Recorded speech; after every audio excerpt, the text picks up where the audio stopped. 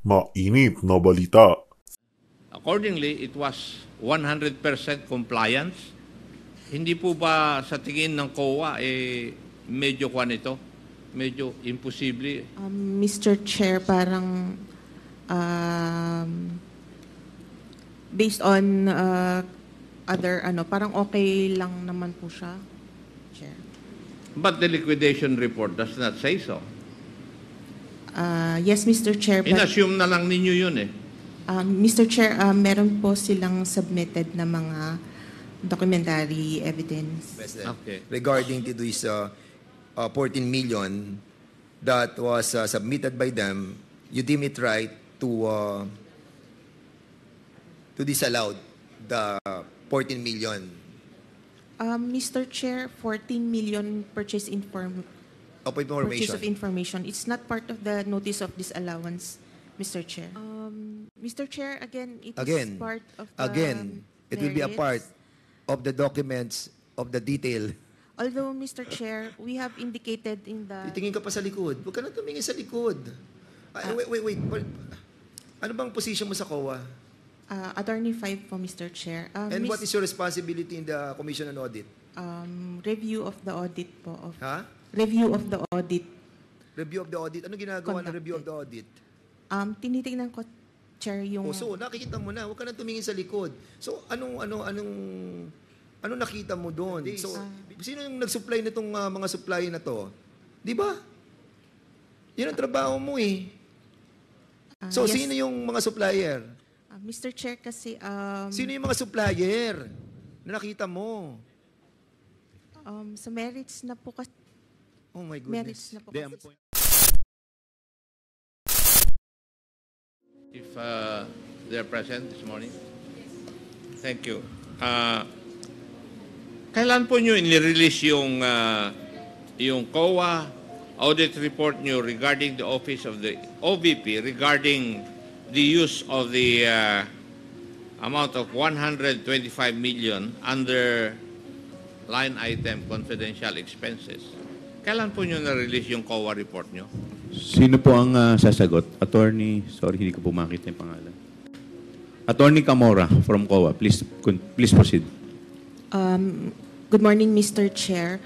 As to confidential intelligence and confidential funds, we do not issue any audit reports, just the audit actions, Mr. Chair. Audit action. Yes, Mr. Yes. Chair. Okay. Thank you for the clarification. Now, when was the confidential fund in the amount of 125 million transferred to the office of the Vice President?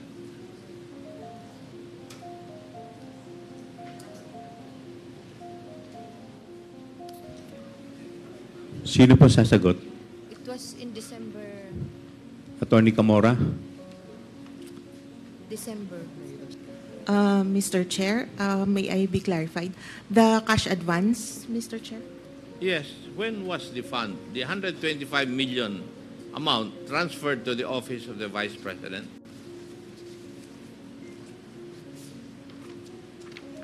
Mr. Chair, the fund was received on December 20, 2022. 2022, Mr. Okay. Chair. Thank you. Now, on 25 September 2023, according to reports,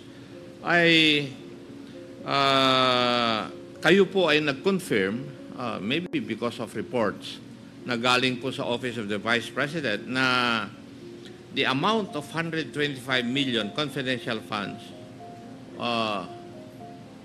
was spent in 11 days. Mr. Chair, based on their liquidation reports, opo. Kayo po ang nagsabi nito in your report. Wala pong report, Mr. Chair, but audit action po. Oh, it's an audit action. At Yes, kinukonfirm Mr. nyo Chair. na yung amount na 125 million was spent by the Office of the Vice President in 11 days. And that would be amounting to 11.3 thereabouts million per day. Would that be correct? Tama po ba yan?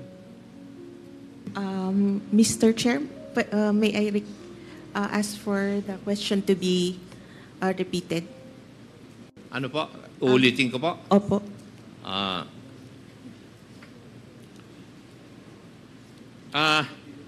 Kayo po nagko-confirm na in-spend in your liquidation in the liquidation report that was submitted to you, kayo po nag-confirm na in 11 days naubos po yung 125 million confidential funds. Tama po. Tama po, Mr. Chair. And that is equivalent to spending 11.3 million a day if it was spent, or if the amount was spent in 11 days. Tama po rin po. Tama po, Mr. Chair. Based on Yes. their documents po. And yung 11 days na yon ay nung panahon na from 21 to 31 ng December 2022. Would that also be correct? O tama po ba yun? Based on their accomplishment report, tama po, Mr. Chair. And that is at the height of the holiday season, matatapos na po yung taon, di po ba? Tama po, Mr. Chair. At lahat po ng ahensya ng gobyerno nagmamadali na ma-spend yung kanilang pera na nasa kanilang opisina. Di po ba? Kasi ang nangyayari po, hindi ba, kung minsan, December 31, pinapaspasan po ng mga opisina ng gobyerno ang pag-liquidate po ng mga pondo na nasa kanila. Hindi po ba tama yun? Alam ko po yun dahil naging controller po ako ng Philippine National Police noong Chief PNP si Senator Lacson at yun ang nangyayari eh. Kayo po ang sasagot, hindi na po siya. That's correct po, Your Honor. Yes. Paki-address niyo po yung chair sa antakantayin niyo po na recognize kayo. You are Miss Sofia Gemora? Yes, Your Honor. Okay, please continue. Kasi minamadali po nila ng mga ehensya dahil if you notice, yung buwan ng Disyembre, normally it has four non-working holidays. So, 4 na ang nabawas sa 11 days para gastusin mo. Tama rin po ba? If I may add, Your Honor, to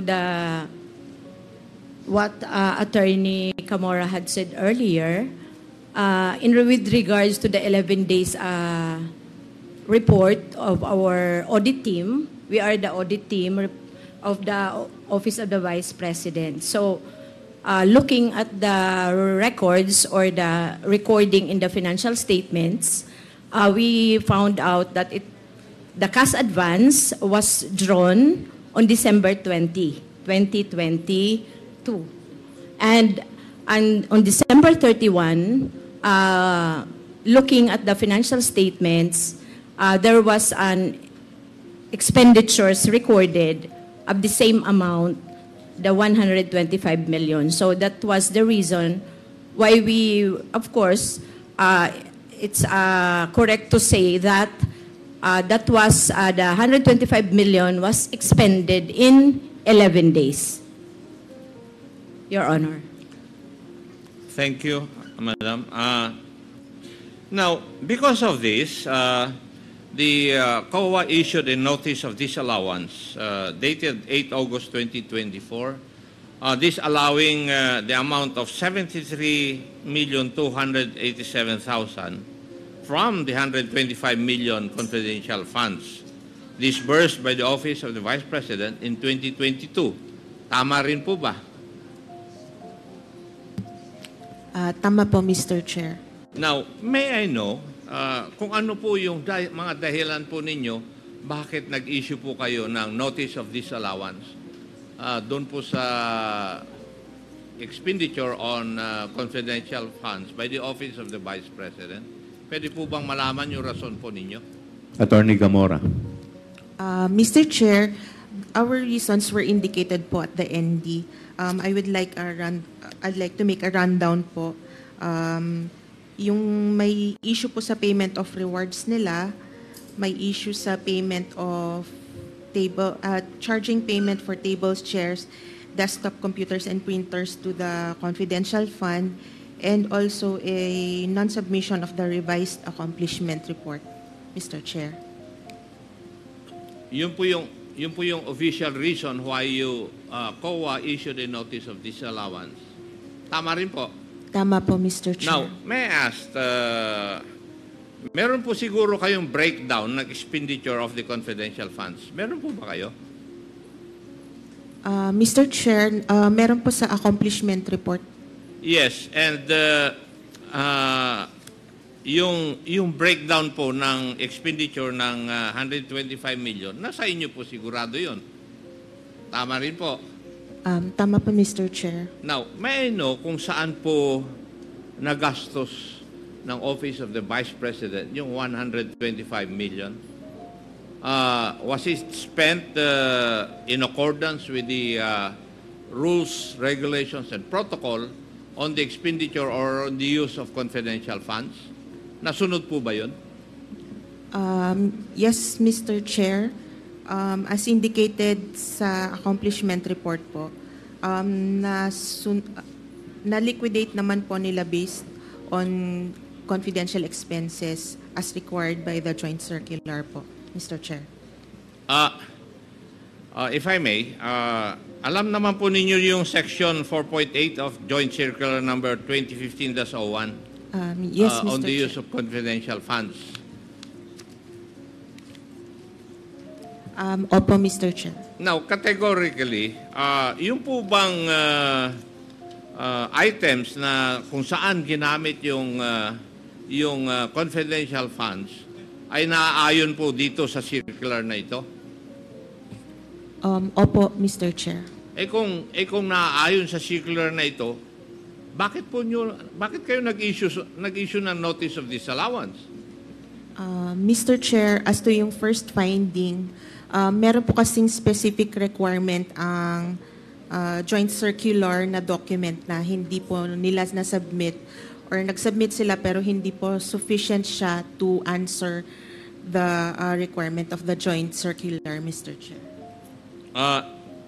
Na-mention kanina ni Chairman, the Honorable Joel Chua, na in the accomplishment report of the President, if I remember it right, meron pong ginamit na yung surveillance in 132 places. Tama po ba, Mr. Chair?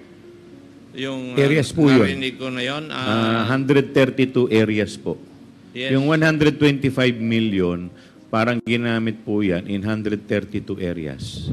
Yes, and accordingly, it was 100% compliance. Hindi po ba sa tingin ng COA, medyo kwan ito? Medyo imposible? Mr. Chair, parang based on other parang okay lang naman po siya. Kami po ay gumagamit din po ng intelligence fund. Nanggaling po ako sa service At alam ko na mahirap gawin ito. I will conduct surveillance in 132 areas in 11 days. Tapos kayo ngayon sa COA, sinasabi ninyo na posible pala ito. Samantalang kami on the ground na gumagawa nito noong ako'y nasa serbisyo, nahihirapan po kami. So, what is your basis na pwedeng sabihin na posible ito, Madam COA?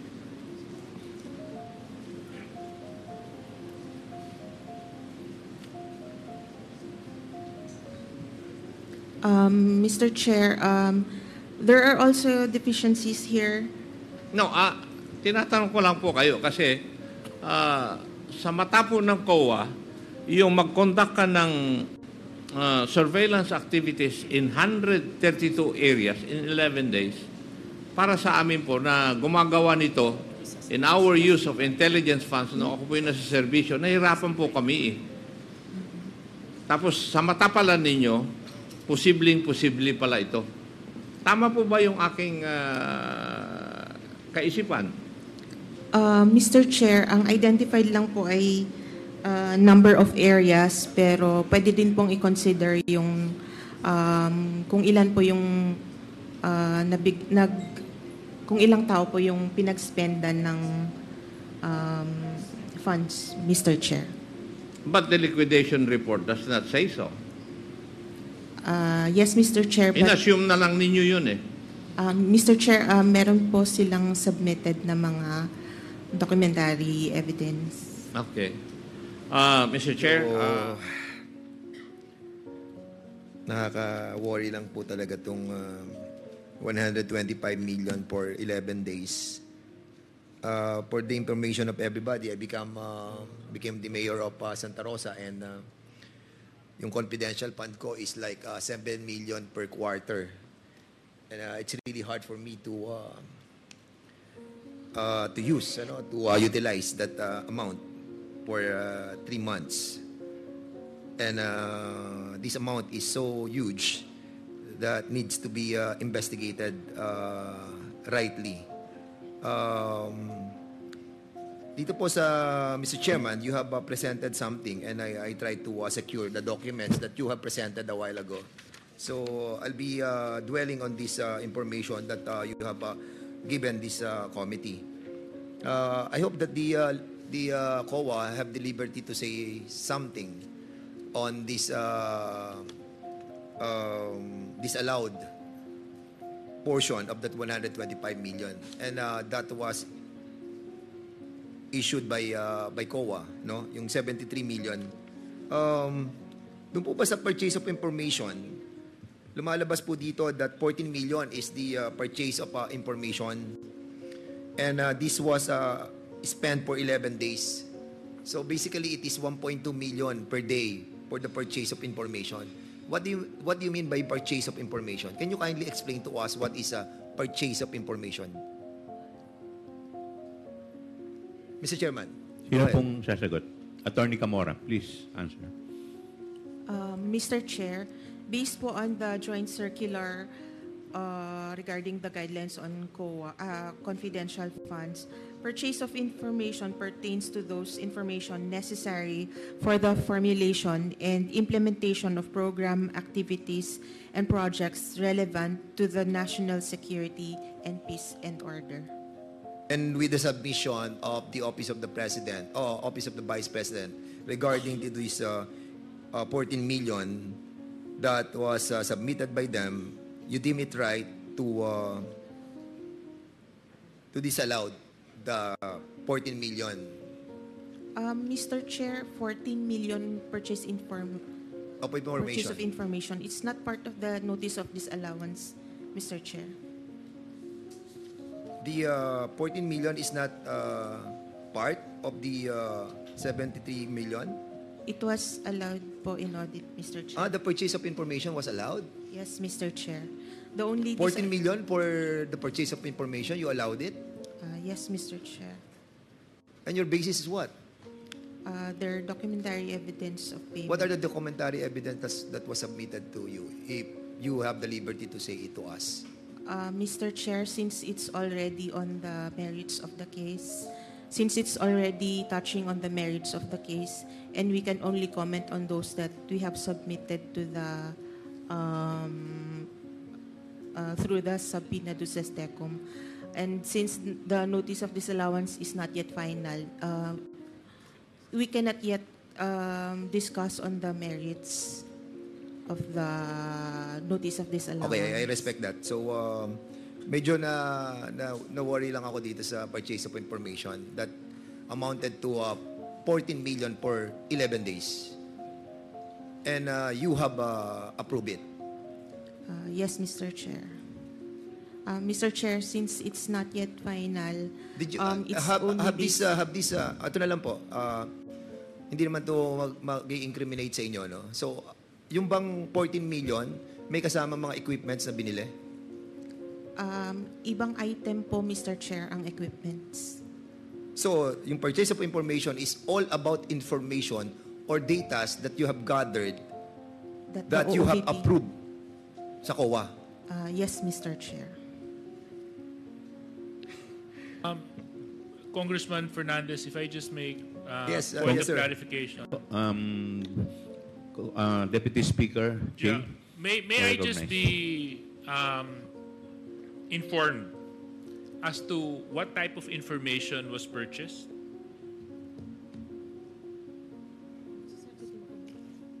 And before you answer, Attorney Camora, let me first recognize the Honorable Joseph Stephen Paduano of Abang Lingkod and the Honorable Vice Chairman, Senior Vice Chairman Benvenido Abante. Please continue.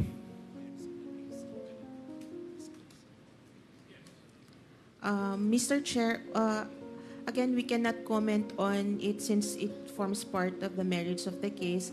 But I would like to inform the body po that the entire ND is still subject to appeal to the adjudication of the commission proper. These are just the judgment of the auditors. I do understand the position of Attorney Camora. My question is, what type of information? Kasi sabi po dito, purchase of information. Anong klaseng information yun? Is it... Mr. Chair, I could only say that these are part of what is required under the joint circular, which is this information necessary for the formulation and implementation of programs, activities, and projects relevant to national security and peace and order.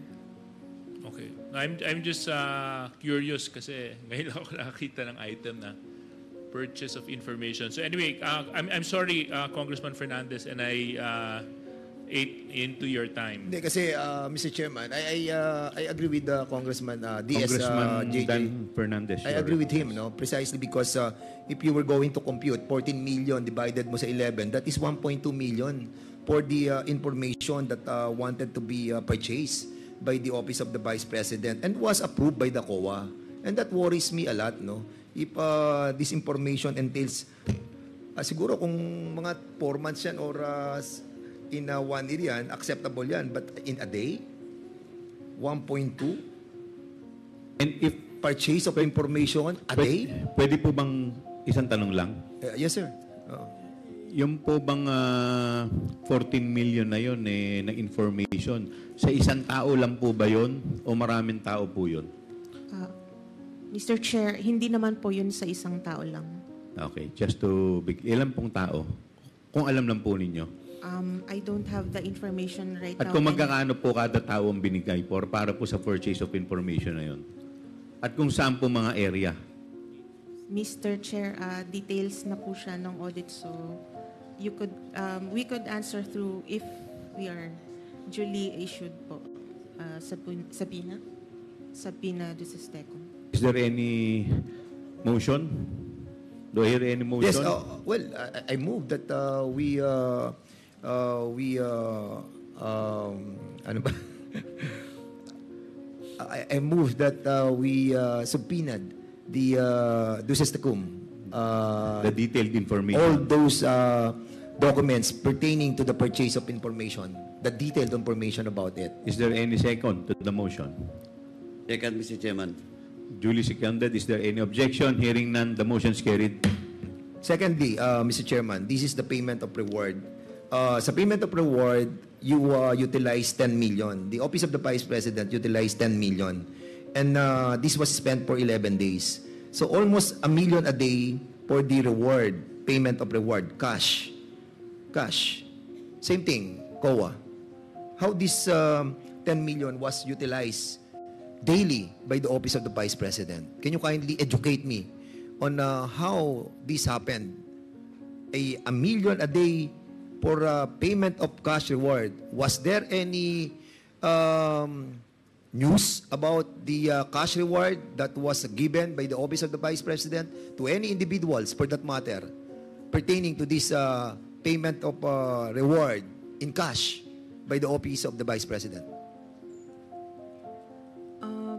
Mr. Chair, again, it Again, is part of the it will be a part merits. of the documents of the detail. Although, Mr. Chair, we have indicated in the ND the reason why the rewards were disallowed. They were not able to satisfy us with the Okay, I'm sorry. documentary requirement. I'm sorry, COA. You mean this 10 million is part of the disallowed by COA? Yes, Mr. I'm Chair. sorry about it. Oh, so, sige. Okay, so disallowed to. Okay, sige. So, have they given you some information on, or the detailed information about this payment of cash reward? They have submitted compliance documents, Mr. Chair, but Can we we deemed it not sufficient. Yeah, go ahead. We deemed it not sufficient to answer the requirements of the joint circular. Can we also, in that case, Mr. Chairman, may I move to subpoena also those those documents pertaining to the payment of cash reward? There is a motion by the Honorable Fernandez to issue subpoena duces tecum with respect to the payment of cash reward. Ito naman pong Is there any objection? Is there any second to the motion? Second, Mr. Chair. Duly seconded. Is there any objection? Hearing none, the motion is carried. punta naman po tayo sa rental of other incidental expenses relative to the maintenance of safe houses. How many safe houses have the Office of the Vice President have? Mr. Chair, again, it falls part of the merits. However, may I just say, Hindi naman No, merits na- naman yun, Gloria. Tinatanong ko ilan lang yung, para malaman namin. Kasi, of course, merong mga opisina ang Office of the Vice President sa buong Pilipinas. Are those offices that are being mentioned by the Office of the Vice President all over the country constitute also as the safe house of the OVP? Ayan, nakalagay dito. Meron kayong maintenance ng safe houses Do they have like 10, 18, 20, 30, 40? Mr. Chair, I do not have information right now on... Can you kindly submit to us also? I move also to Kasi Mr. Chairman, before we move for that, kasi 16 million were... 16 million was spent for 11 days for the Office of the Vice President doon po sa mga safe houses for maintenance. Maintenance of the safe houses, 16 million was spent for 11 days for these safe houses. Kaya nga tinatanong ko po, ilan po yung safe houses na yon at bakit gumastos tayo ng 16 million for that purpose for 11 days? At kung saan? Yes, oo. At kung saan yung mga safe houses na yon. So I move that we subpoena also those documents. There's a motion by the Honorable Dan Fernandez to subpoena the information with respect to the safe houses of the Office of the Vice President. Is there a second to the motion? Duly seconded. Is there any objection? Hearing none, the motion is carried. Yung po purchase of supplies which cost us 35 million for 11 days. Madam Gloria, purchase of supplies, ano-ano po ba itong mga supplies na to? Ito na po ba yung mga chairs, tables, desktop? Mr. Chairs, part of it po yung table shares that were disallowed. And some of it, naka-indicate po as reward, so it was also disallowed. When you say disallow, were you able to get some information who supplied this purchase of different items? Do you have the information about the contractors and the suppliers? Mr. Chair, based on the joint circular, these supplies, materials, and equipment for confidential operations are not done through regular procedures without compromising the information. I know. What I'm trying to tell you is that wala namang bidding siya Hindi naman siya Yes, nabibidding Mr. Chair. talaga ang confidential fund. What I'm trying to point out, Mr. Chairman, is have they submit the supplier or the contractor of those purchase items? Siyempre, may nag-purchase, may nag-supply niyan Kilala nyo ba? Nagbinigay ba yung information about it?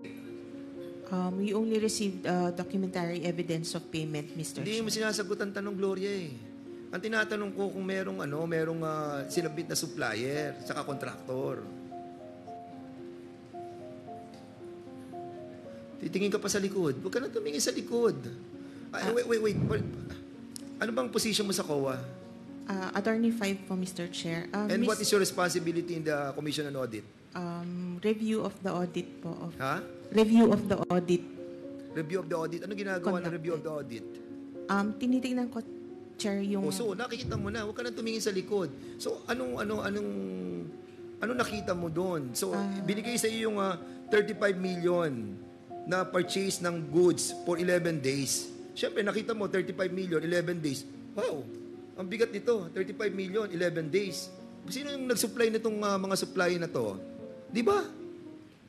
Yan ang trabaho mo eh. So, yes. sino yung mga supplier? Mr. Chair, kasi... Sino yung mga supplier na nakita mo? sa merits na po kasi... Oh my Merits goodness. na po. Hindi, ang It's point not po a ni merit. Congressman Dan Fernandez, hindi ka ba Hindi, nagtaka? Yun po yung gusto niyang ipunto. Hindi po ba kayo nagtaka na nagkaroon ng purchase na worth 35 million in 11 days? Tama po ba yun? Yes, oo. 35 million. Ako naman, kahit ako, mayor ako eh. Di ba nakita ko, nag-purchase ako ng ganito, 35 million in 11 days. Magugulat ako. Ano-ano ba to? So ikaw, bilang ikaw yung parang COA, nakikita mo yan, nakita mo 35 million in 11 days. Supplies. Sino supplier nito? Di ba?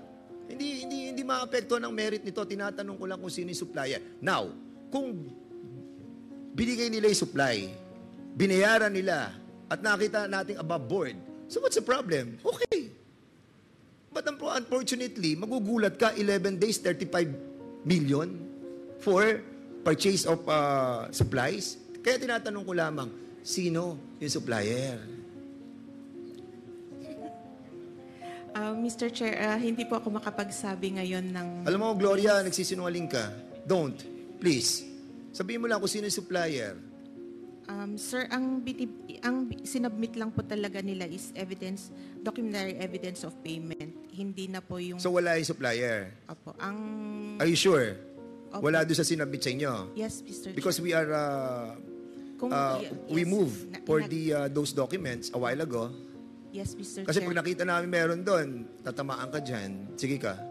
Mr. Chair, ang sinubmit po nila sa amin is yung documentary evidence of payment but wala po yung mga Wala yung supplier. suppliers. Okay, po sige. nila. I will accept that momentarily. Okay. Mr. Chairman, punta po tayo dun sa sa provision of medical and food aid. 40 million for 11 days. Again, wala rin yung supplier dito?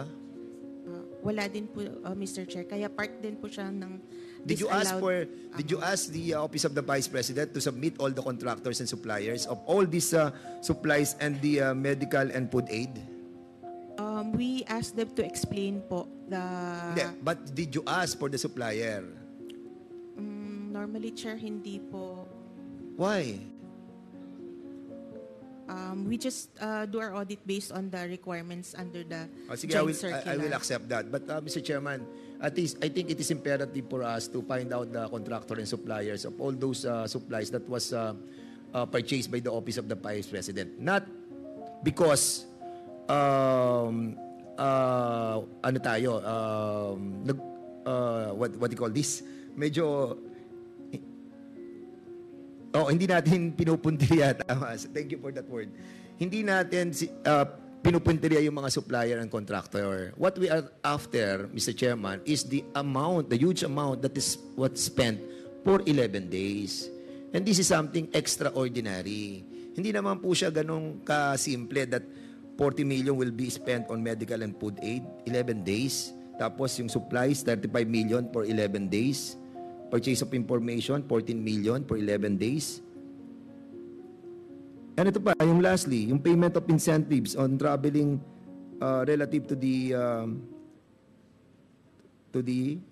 confidential operations. How does it work?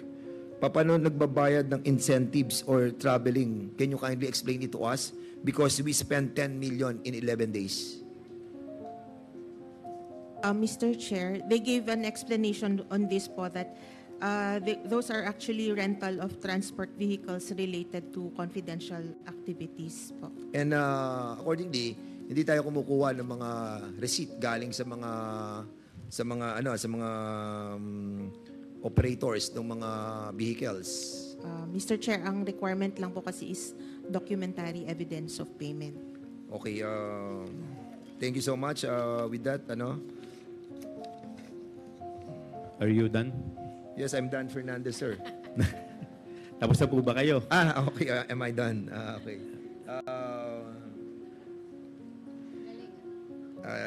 I think for the meantime, Mr. Chairman, I'll be refraining from asking more questions.